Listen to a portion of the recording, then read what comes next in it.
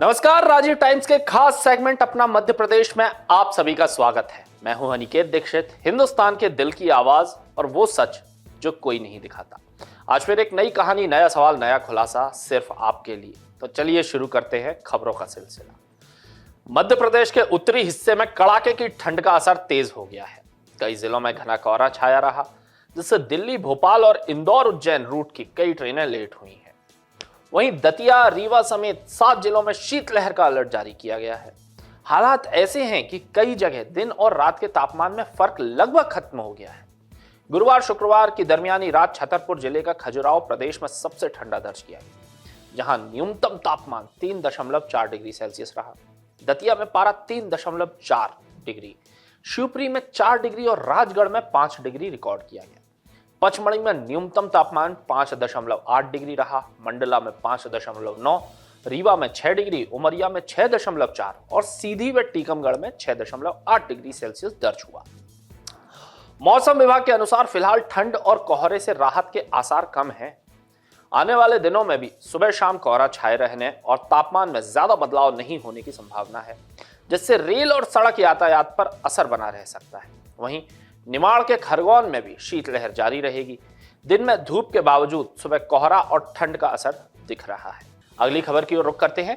सरकारी समर्थन मूल्य पर अनाज खरीदी से जुड़े भुगतान के बदले रिश्वत मांगने वाले जिला सहकारी बैंक मर्यादित सोहागपुर के शाखा प्रबंधक को लोकायुक्त पुलिस ने रंगे हाथों पकड़ लिया। लोकायुक्त भोपाल की टीम ने गुरुवार को बैंक परिसर में ट्रैप कार्रवाई कर आरोपी को 20,000 रुपए की रिश्वत लेते हुए गिरफ्तार किया गया। बता दें, शिकायतकर्ता कैलाश कुशवाहा की आदिम जाति सहकारी समिति मर्यादित सोहागपुर के माध्यम से शासकीय समर्थन मूल्य पर अनाज खरीदी होती थी। समिति और कर्मचारियों के वेतन तथा धान खरीदी की हिमाली राशि के भुगतान के लिए बैंक में चेक लगाए गए थे। आरोप है कि शाखा प्रबंधक प्रत्येक 1 लाख रुपए के भुगतान पर 10% कमीशन की मांग कर रहा था। फिलहाल करीब 2 लाख रुपए के हमाली भुगतान का चेक लंबित था, जिसके एवज में आरोपी ने 20,000 रुपए की रिश्वत मांगी। मामला लोकायुक्त पुलिस अधीक्षक भोपाल तक पहुंचा। शिकायत सही पाए जाने पर लोकायुक्त टीम ने योजनाबद्ध तरीके से कार्रवाई करते हुए आरोपी को बैंक परिसर में ही रिश्वत की रकम लेते हुए पकड़ लिया। आरोपी के खिलाफ केस दर्ज कर आगे की कार्रवाई की जा रही है। अगली खबर की ओर रुख करते हैं।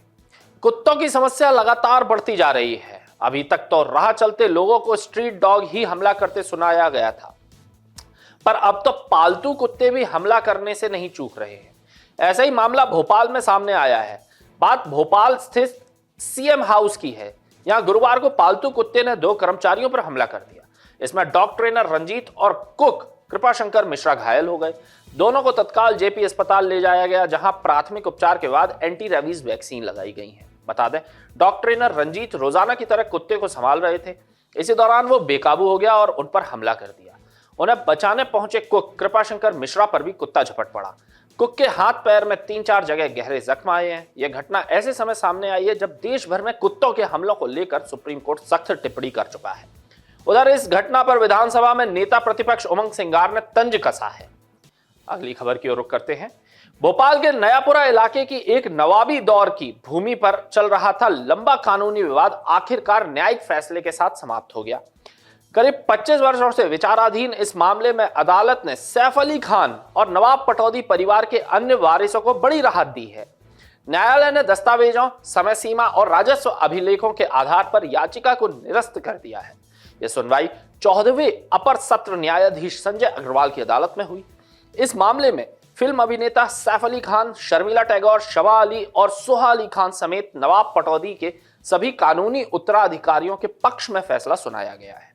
अगली खबर की ओर रुख करते हैं। मुख्यमंत्री डॉक्टर मोहन यादव आज शुक्रवार को सीधी जिले के बहरी में 201 करोड़ 64 लाख रुपए की लागत वाले कुल 209 विकास कार्यों का लोकार्पण एवं शिलान्यास करेंगे। इस मौके पर मुख्यमंत्री विभिन्न विभागों के हितग्राहियों के लिए प्रशिक्षण सह उन्मुखीकरण कार्यक्रम में भी हिस्सा लेंगे। मुख्यमंत्री डॉक्टर यादव ने 64 करोड़ रुपए से अधिक वाले 179 विकास कार्यों का लोकार्पण किया।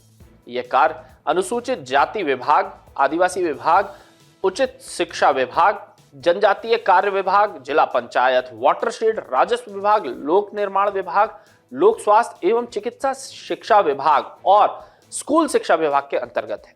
बता दें, इन कार्यों के माध्यम से शिक्षा, स्वास्थ्य, आधारभूत संरचना और ग्रामीण विकास को मजबूती मिलेगी। अगली खबर की ओर करते हैं। इंदौर का दूषित पानी जल मामला काफी चर्चा में है। वहीं दूसरी ओर भोपाल में भी अब चर्चा में ये बात आ गई है। इंदौर के दूषित जल में जो बैक्टीरिया मिला है, वो बैक्टीरिया अब भोपाल के जल में भी पाया गया है। बता दें, इंदौर के भागीरथपुरा में faecal coliform, E coli, vibrio calorie और प्रोटोजोआ जैसे खतरनाक बैक्टीरिया वाले पानी की वजह से अब तक 20 जानें जा चुकी हैं। यही ई कोलाई बैक्टीरिया भोपाल के पानी में भी मिला है। राजधानी के कई इलाकों में पेयजल इतना दूषित है कि इसे पीना तो दूर, हाथ मुंह या बर्तन धोने से भी लोग डरते हैं। नल से आ रहे पानी चंद मिनटों में ही लाल हो जाता है। बदबू इतनी होती है कि सांस लेना भी दूभर है। भोपाल के आदमपुर छावनी, हरिपुरा, पड़रिया, शांति नगर, अर्जुन नगर, कोलुआ, खानू गांव और वाजपेयी नगर के ग्राउंड वाटर में कैंसर, हैजा, टाइफाइड और हेपेटाइटिस ए जैसी बीमारियों की वजह बनने वाला खतरनाक बैक्टीरिया मिला है। यहाँ की आबादी 5000 से ज्यादा है। पानी पीने के में बैक्टीरिया की पुष्टि खुद भोपाल नगर निगम की रिपोर्ट से हुई है। इस पानी में आयरन की मात्रा 10 या 20 गुना नहीं बल्कि पूरे 100 गुना ज्यादा है। यदि भूल से भी ये पानी कोई पी ले तो हेमोक्रोमेटोसिस जैसी बीमारियां होने के पूरे चांस हैं। ऐसे में जरूरी है कि इस पर अभी से ध्यान देना की बात सामने आई है, नहीं तो कहीं ऐसा ना हो कि यहाँ भी इंदौर शहर की स्थिति बने और एक के बाद एक मौत से गलियों में सन्नाटा पसर जाए। तो यह थी आज की अपना मध्य प्रदेश से जुड़ी कुछ बड़ी खबरें। सवाल अभी भी बाकी है, जवाब का इंतजार रहेगा। जल्द फिर मिलेंगे नई खबरों, नई हिम्मत के साथ। तब तक अपना और अपने मध्य प्रदेश का ख्याल रखिए। राजीव टाइम्स के साथ मैं अनिकेत दीक्षित आपसे लूंगा इजाजत। नमस्कार।